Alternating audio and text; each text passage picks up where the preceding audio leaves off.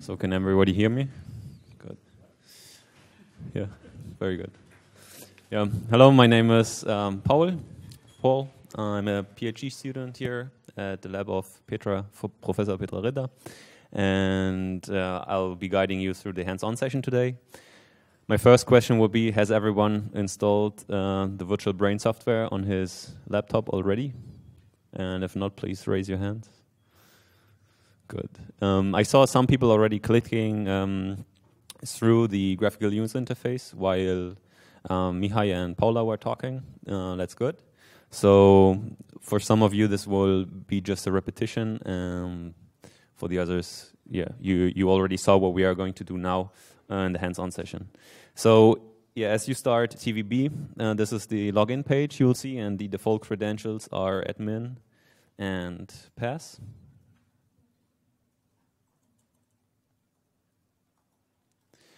And yeah, the first time you log in, you probably see this settings screen, which Mihai presented. Just accept the default settings and then wait till TVB restarted again. If you've done so already, then proceed and go to the project page and use this button, list of all projects.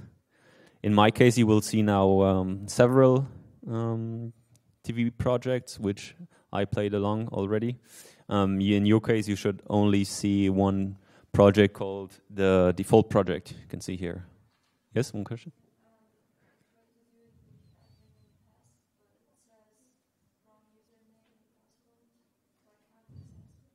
Okay. Okay, let me.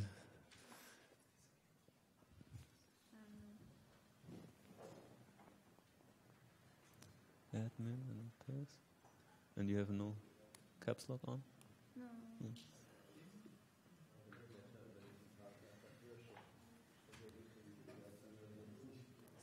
Admin.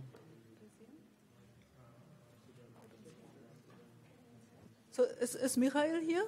I can't see there. So I would suggest that maybe if there are individual problems, one of the TVB staff helps, and we still continue because we have a limited time frame and we can't really wait for everybody, but we try to fix the problems immediately, and somebody of the TVB crew will come and help if you raise your hand.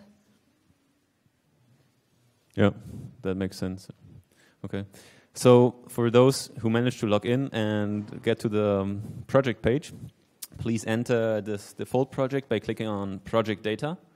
There you'll see all the data which is associated to this project and all the subjects, ordered by raw data and simulations. In your case, there will probably only be raw data. In my case, you will see a little bit more since I have done some simulations already. So let's first have a look at the connectivity we will use by clicking on the connectivity button in the right lower side. So you see we are just redoing some of the steps you've just seen in this first talk. Select large-scale connectivity, and then from this drop-down menu, there's just one connectivity in your case. And for brain surface, the second drop-down menu, select this cortical surface of our subject, John Doe. And then you're good to go. Press this launch button on the right side of your screen.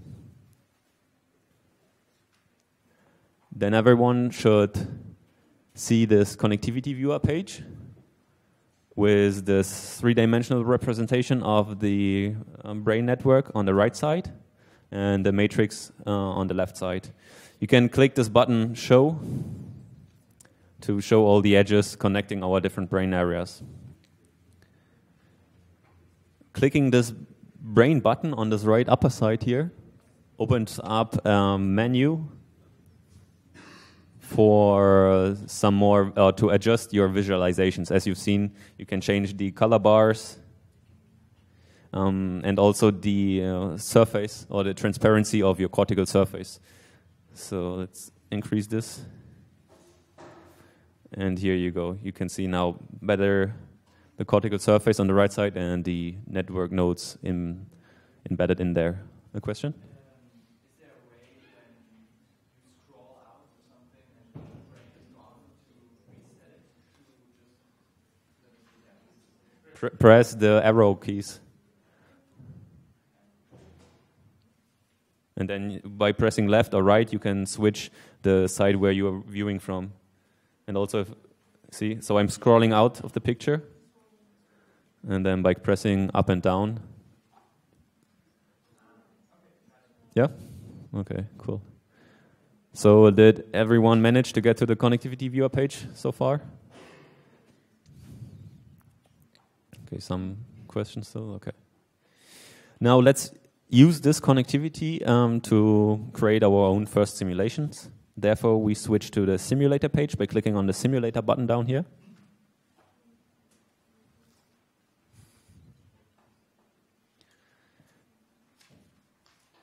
And from these settings now, we will specify our simulation. So on the left side, you can see my history already contains some simulations, but we will start a new one. Your history bar is probably empty. So you started by giving the simulation a name. I'll just call it node 6. Your large-scale connectivity, there's just one option for you, so leave this as it is. Your long-range coupling function, so how is your signal transmitted in the network? We leave this as the linear coupling function, but we will explore a range of this parameter A, which is this scaling factor. So signal produced in one area gets scaled once by the connectome and then by this factor A. And by clicking on this expand range button, you open up a second menu, and here we will define the start, the end, and the step size of our parameter space exploration. And I prepared, I want to show you a parameter space exploration. Sorry.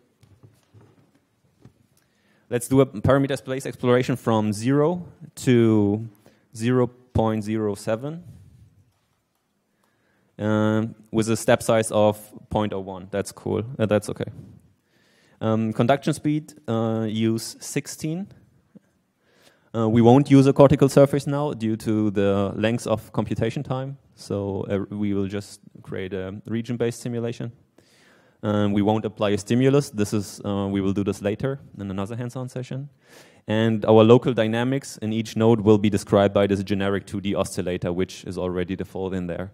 Now, we will explore a second parameter, so this parameter space exploration will be two-dimensional. We will here select this parameter A of your local model, which has now the default parameter -2, and we will explore in a range of -1 to +1 and step size of 0.5. Yeah?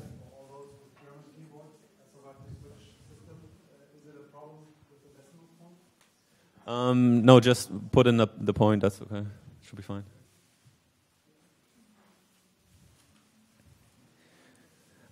Yeah, and if you apply this, in the right upper corner there appears how many operations will be launched. So right now we will be running 40 simulations. But yeah, it disappears after a second. So click back into one of these bars, and then in the right upper corner you will see 40 operations. Let me show you again. There, right up there. Range configuration 40 operations. Another question? Right, correct. It simplifies the simulation for our purpose here, just to show how it works. Yeah, another question?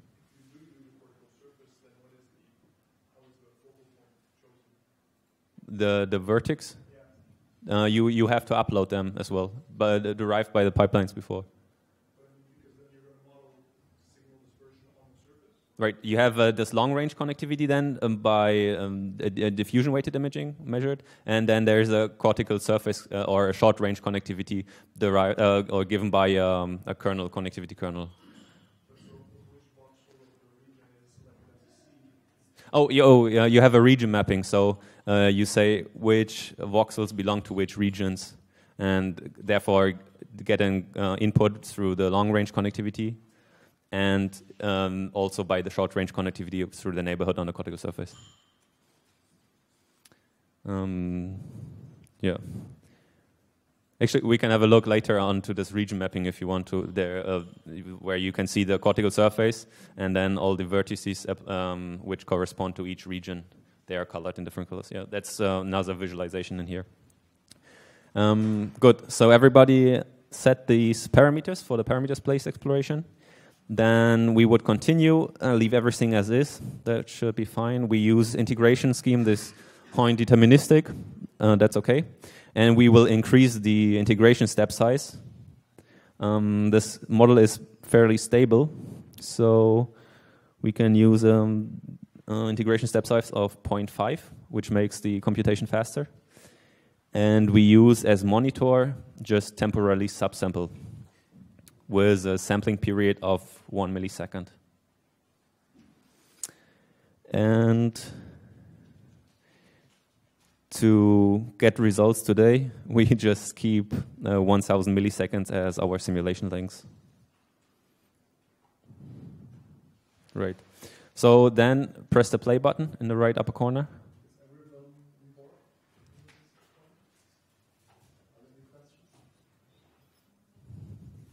Did everyone enter the settings for the simulation? The parameters, integration scheme? Which one? Right.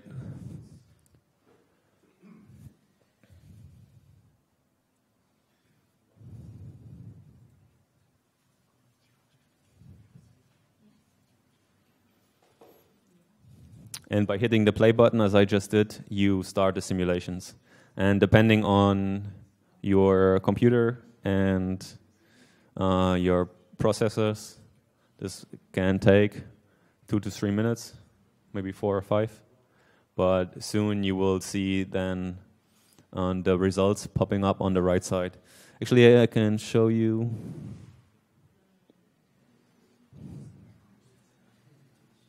Or we'll probably just wait. You see, when during simulations are running, this button, this triangle here turns blue, which means it's still computing. Or even up here, this triangle turns blue. And if this switches back to gray, your simulations are done.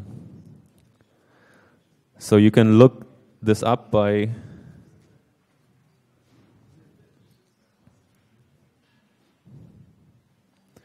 yeah. Okay, so mine seem to be finished.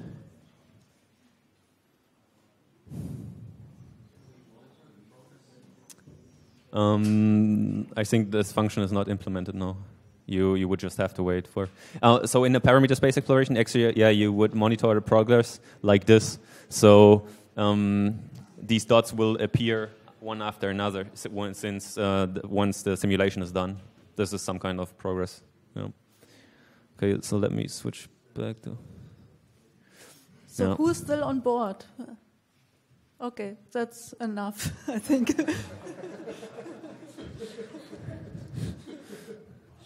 Yeah, the others, please really ask the TVB staff who are running around. They all did this clicking through already, so they know what the pitfalls are.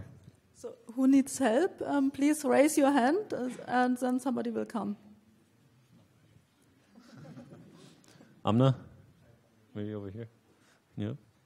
Yeah. No, I don't need help, I just have a question. Is there an online version of the whole thing accessible? An online version of the virtual brain? So there are different if people who apply this to their cluster and you can access them. You would have to ask those people. Or what do you mean by online version?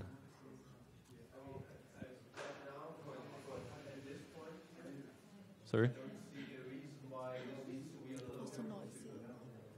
Of course, yeah. This is now installed on your local computer for demonstration things, yeah, for this purpose. Once you want to run more sophisticated simulations, we'll probably put TVB on a cluster and run simulations there. But you need someone who provides you with the computation force.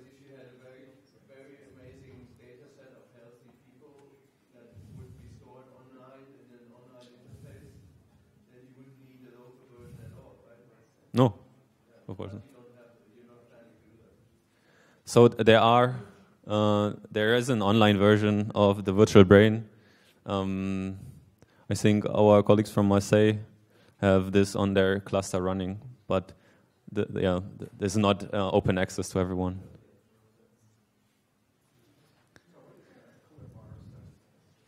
The color bar, you have drop-down menus up here as well for the color metric and the size metric. So the size of each circle represents something else than the color metric. So did the simulation finish for everyone, more or less? Some are shaking their heads, so it's still running? Or is it running at all? It's running, okay. But we won't do anything more. That's what you haven't seen so far. So we will just have a look at the simulation results.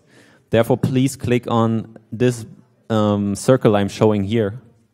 We're at 0 and 0, yeah. So this is A from our local model, and this is A from our linear global coupling. Click on it and choose the Visualizer tab. And then Brain Activity Viewer in 3D and 2D.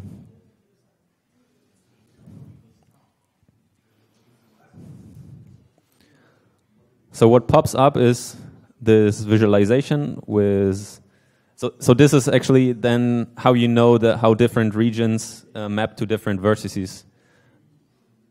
You have those different colors for the different areas. So now what you've seen is in the beginning you have some oscillation, but then you have this flat line, yeah? So this is what has been shown before in this generic 2D oscillator. We use the parameter configuration where we start with some random initial condition, and then we have the spiral down to this fixed point, and then we stay there. As long as there's no perturbation or no stimulus from the outside, we just stay in this fixed point, and this simulation might not make that much sense to you at the moment.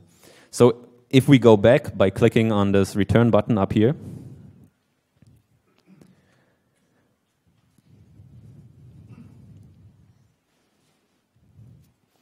you get back to the simulator page with your parameter space exploration, and now we stay in this row of A equals 0. So remember, this is A of your local model, A equals 0. But now we move to the right side, where A from our global coupling equals 0.06, okay? And now do the same thing, click on it, choose Visualizer and Brain Activity Viewer in 3D and 2D. So now remember, the local dynamics haven't changed. Yeah, we still have A of your local model equals 0. So it's the local model still shows these dynamics where you spiral down into this fixed point. However, now you see oscillations which are still going on after a certain time period. What has changed? Well, we scaled up the impact of the connectome. So regions start to communicate with each other more, and therefore provide enough energy to perturb the system away from the fixed point. And that's what you see here. Did everyone manage to arrive at this page?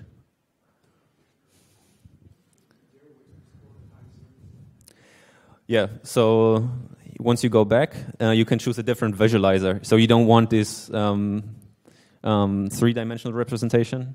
You can, again, just choose one of these points and click on Visualizer and just time series visualizer, which will just plot them. Some regions, and down here an average. And from up here, you can also select which regions you want to show. Export data, and then, yeah, go to your project page. Oops, project data, sorry. And here you will find all the simulations. For your parameter space exploration, there is something like data type group of time series. Click on it, and then there's this export button. And you can export it in TVB format, which is usually an HDF5 file. Good. We're 1 o'clock, so I think this is time.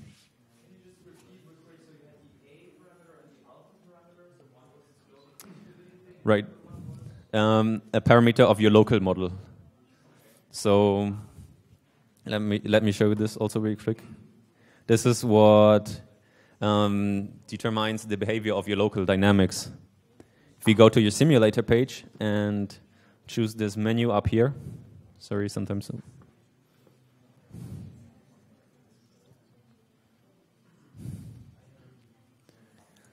Choose this faceplane viewer, and here you have this faceplane as we have seen before, and we set this A to 0. So not right. Let me show you.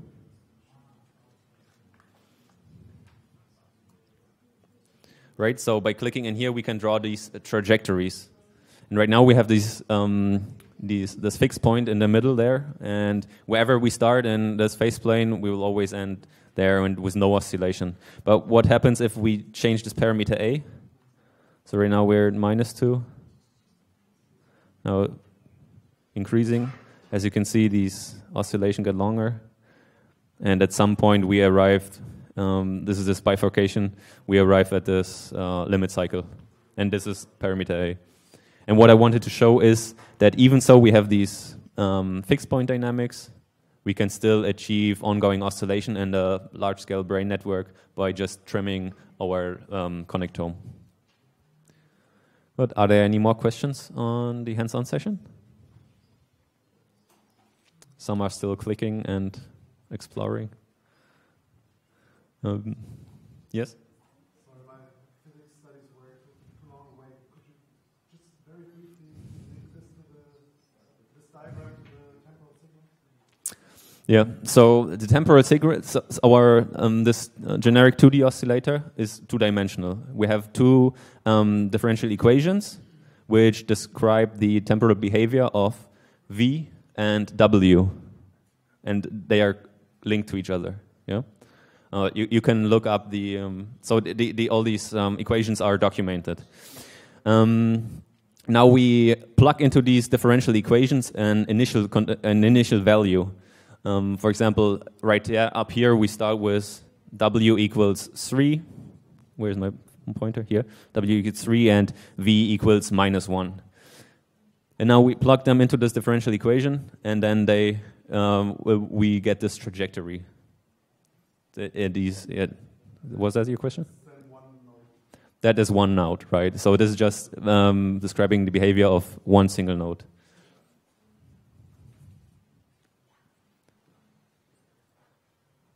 Anyone else?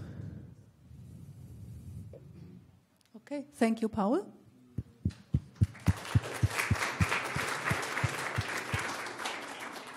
And congratulations to everybody. You did your first TVB simulation, and now it's time for lunch. We meet at 2 p.m. again here.